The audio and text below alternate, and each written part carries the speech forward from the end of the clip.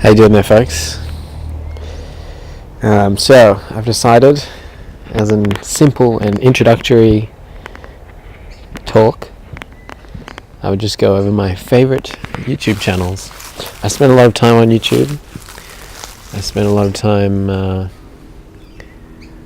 listening and watching various channels. It's probably my favourite medium of communication these days. I mean, I can't stand television. I can't stand 99% of movies. Music's great, but there's a time and a place for music, and I'm more interested in the information that can be conveyed through a talk or a YouTube channel. So, I would love to be able to draw or paint or anything like that, but I've come to realize that the ones, if I've come to realize that my passions were,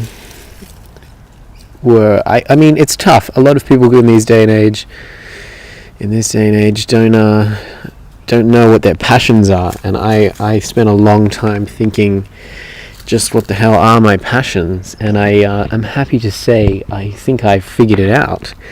And the way I did that was by analyzing closely the things, the messages, and the people that inspired me the most. You know, the mediums that left me the most uplifted were always, the impact was longest lasting from always people giving talks just like this, some kind of just normal talking. I mean, I love music, and music can make me feel amazing, and, you know, I love artwork, but none of them come close to just the way I could feel from listening to someone speaking. You know, sometimes an hour-long speech or even a 10-minute speech, you know, something like that.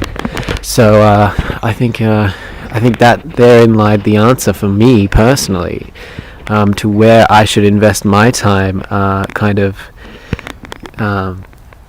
continuing the cycle by creating my own content, because that was ultimately my goal. It was to create some kind of content, just to have some kind of output. And I think all human beings have the potential to have a kind of creative output, because, you know, even if you take the most stereotypically non-creative people, you know, they love to consume creative things. I mean, I don't think there's a single person on the planet who doesn't appreciate either, you know, music or movies or food or art or something. And but there's so many people who don't create any of the things in those categories. And in this society and in this day and age, there's a hell of a lot of I don't know, there's like a,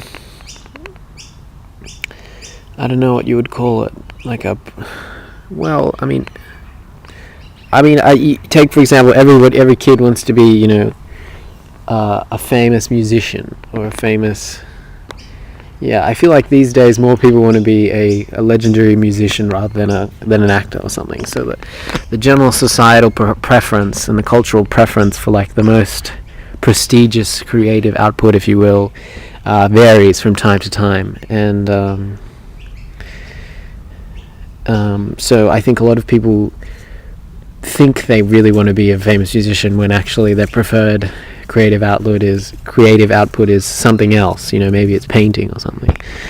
Because I definitely feel like, for example, musicians are kind of seen as cooler, and like a super, you know, world famous DJ is perceived as cooler by more people than, for example, a world famous painter. For no particular reason. It's just kind of, well, there are reasons, but so what I'm saying is, you got to find the right creative output for you, and my answer to how to find that is through find the creative, find the things that inspire you the most, the art that inspires you the most, whatever that may be, music or whatever. And I do in that sense consider these kind of talks a type of art, because it's not really, I guess I'll get back to that one. I'll think about that more before I elaborate on that point. So yeah, that's how I've decided to spend my efforts and output and creative energies on this particular medium. So my favorite people in this category that put content out like this these days, there's a few of them. So I figured I would discuss them because it might be interesting for other people who've never heard of them, and if I can kind of sell you on them, maybe you'll be intrigued enough to invest some time checking them out yourself. So yeah, I mean, I'd have to say my current favorite YouTuber is this guy called Aron Goch, and I'll put a link. But basically, this dude does exactly what I'm doing right now. He just gives talks, and I have to say I've been listening to him for a few years now, probably 3 or 4 or 5 years, something like that. At least 3, maybe 5. I can't remember exactly.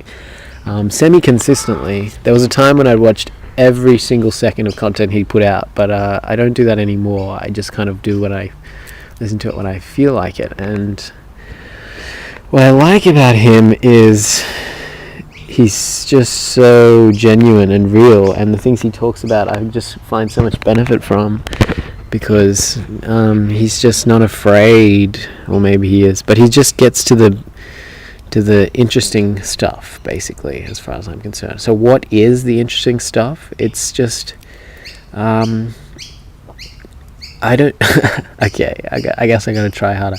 He talks about things that I feel are not touched upon by many people. What sort of things, you might ask? He talks about the things that go unsaid in a conversation. He talks about the subtleties of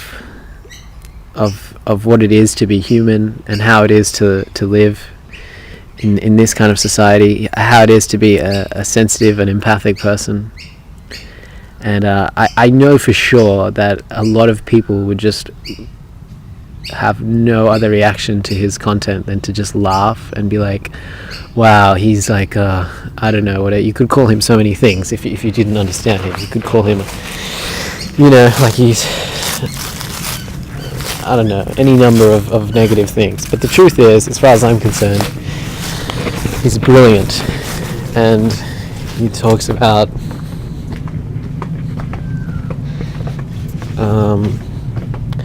okay, so something comes to mind. For example, because he's talked about so many things, but he has this one video where he talks about the experience of walking through a shopping mall, for example, and how you've got all these advertisements and all the kind of mindset that people are in when they're in the shopping mall, and they're just engrossed in the cultural norms of how one behaves when they're in a shopping center, and the way that everything is set up in the shop to manipulate you subtly and into buying things, into feeling insecure, and all that kind of stuff. And I have to say, he does a great job, and he talks about so much more than just that. I mean, he talks about emotions, and he just talks about real shit, real things. And you can say, well, what is real? But I feel that his content on YouTube is unique in a sense, and I'll post a couple recommendations of where to start if you're interested to check him out. But it's the kind of content that you just you put it on while you're going for a walk, or you put it on while you're lying in bed at night staring at the ceiling. You can't really listen to his content and do anything else. You'll miss the the subtlety of what he's saying. You can't really. You could do house chores, but you can't really. I feel like scrolling through Facebook would be too distracting to hear what he has to say. Like, it's best when you're legitimately maybe walking. Walking is good. Just walking in the park or outside, listening to what he was saying. You would have the space to understand it, because he's taught me a lot about what it means to hold a space, to have enough, to make a space in your mind for subtle concepts to be understood. And the things he teaches are not the kind of, it's not the kind of content that can be put into into bullet points and summarized and made into a 2-minute Facebook video where everything's like you can't extract the key points from what he's saying. It's really, it has to be given time and thought, and you'll either like it or you just won't like it, and it's just, I feel like it's polarizing in that sense. But I respect him tremendously. He's taught me a phenomenal amount. He's probably one of the top 5 people in my life that have led me to right here, right now. I'm making this recording, and I feel I can feel a little bit of anxiety in my throat, and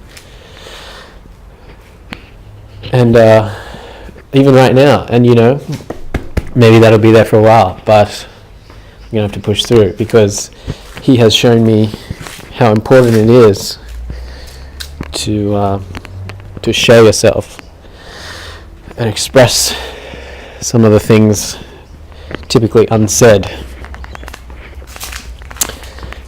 So, enough about him for now. I'm sure I'm going to talk about him many, many times. I'm going to reflect on what I've said about him already, and then I'll get new insights about what else I could say and give my renewed opinion on him in a new video. My other second favorite person right now is going to be Frank Yang. I've been following Frank Yang for a long time. I'll post a link. Frank, probably been watching Frank for over 6 years, maybe 7 years. And Frank is brilliant. He's a lot more lighthearted. His content is extremely polished. He's an extremely talented videographer and director. Extremely talented in a number of ways, actually. And he's polished enough that I feel comfortable showing him to a huge variety of demographics, like people who just like stupid stuff, and then people who like really philosophical stuff, and then people like he can be shown to a whole different number of people, because his content is just so multifaceted, if you will. And but what I love about Frank is at the essence of his content is he's really, really a deep character, and he's sharing ideas that are just tremendously on the edge of what can be said and expressed. And not only that, but he'll deliver it all with a fantastic sense of humor. He doesn't take himself too seriously, and he just takes the piss and absolutely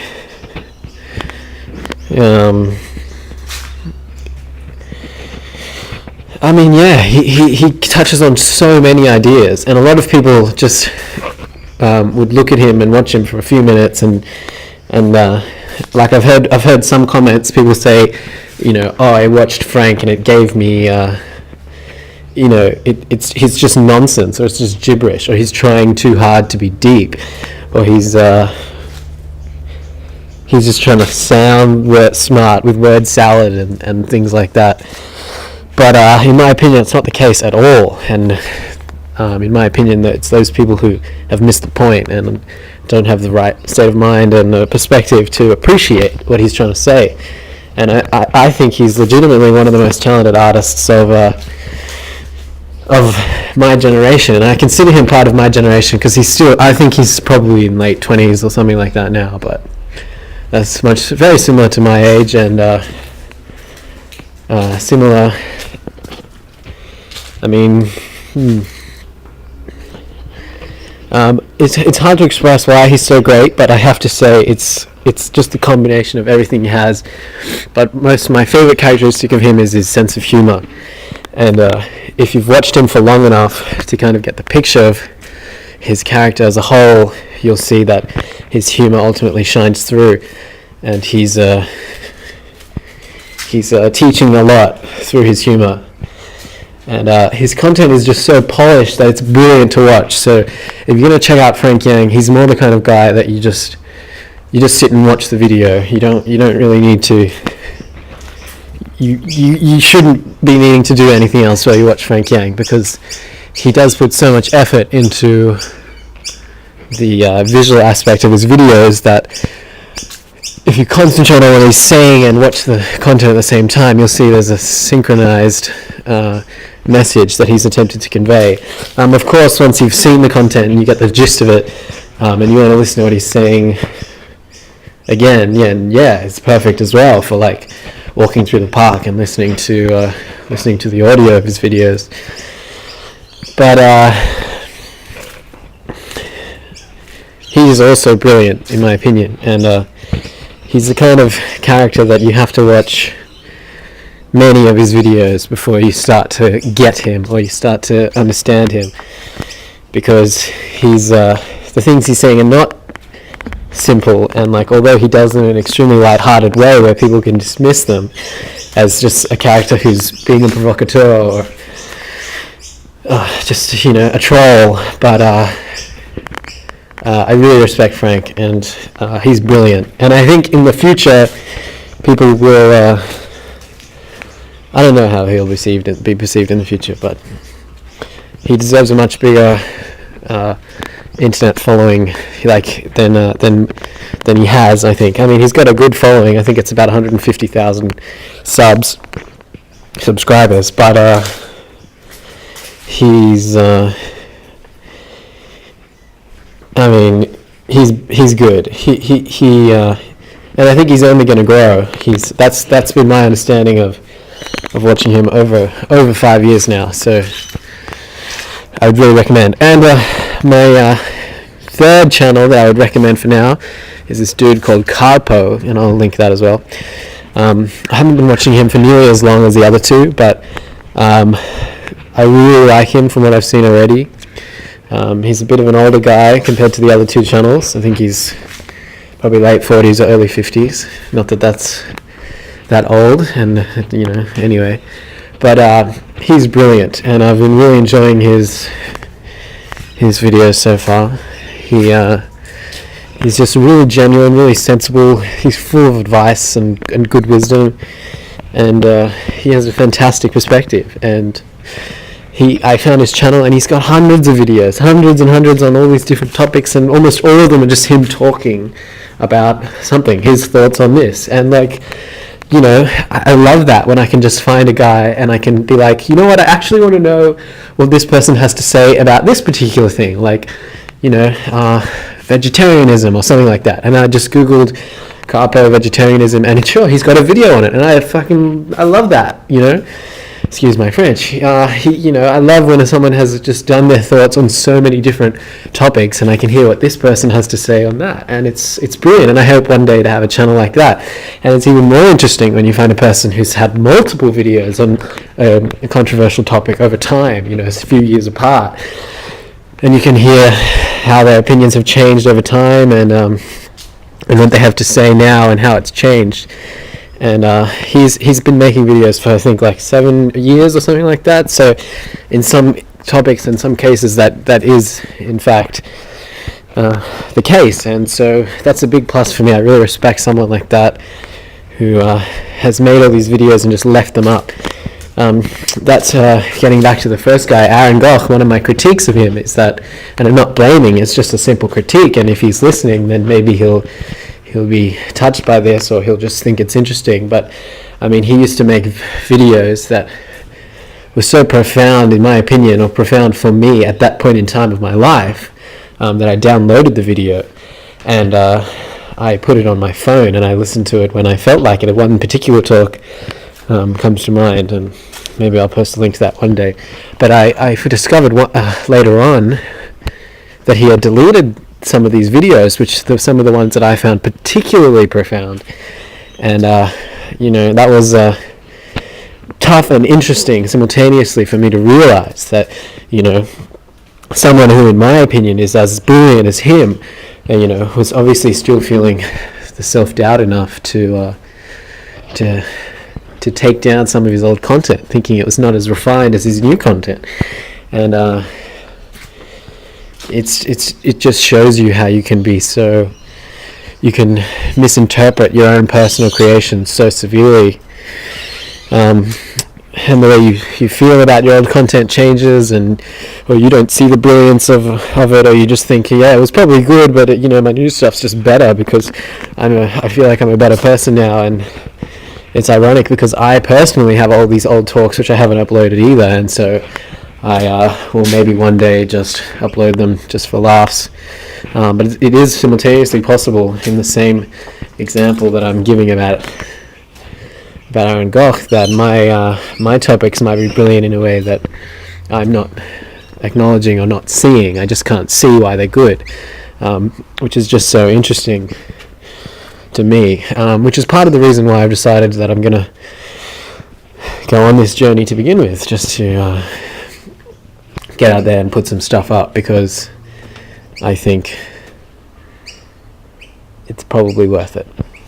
So anyway, that's enough for now. I've probably rambled way too long. I'm sure there's only so much I can say before I lose everyone.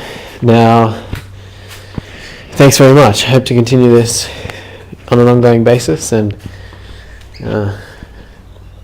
yeah, that's all I have to say. So thank you, and be well.